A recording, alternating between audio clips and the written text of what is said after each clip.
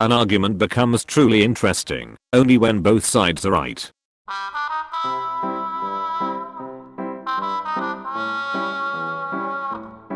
A serial killer has probably watched a documentary on their unsolved crimes and laughed at the inaccuracies in the leads.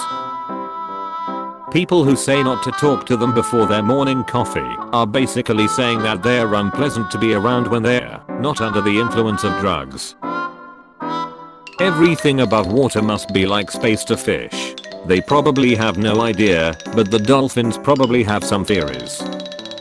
The thought of putting milk in a cup of water sounds actually horrendous until you add a tea bag into the equation.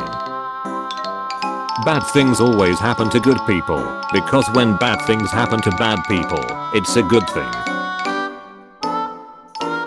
If we actually got the opportunity to go back to being a kid again, with all the knowledge we have now, our 12-year-old instincts would probably kick in and say, "This knowledge is boring as fuck," and forget it all by the weekend. USPS could make more money if they put post offices in airports, so instead of throwing something out that you forgot was in your bag, you could mail it home. In 20 years we'll be watching a documentary about this decade, and we'll be shaking our head about how ridiculous it all was, and how low quality all the archival footage looks. 2019 will probably be the last year that ends with teen, for the rest of our lives. It's not the cold, it's the wind, is the winter equivalent of it's not the heat, it's the humidity.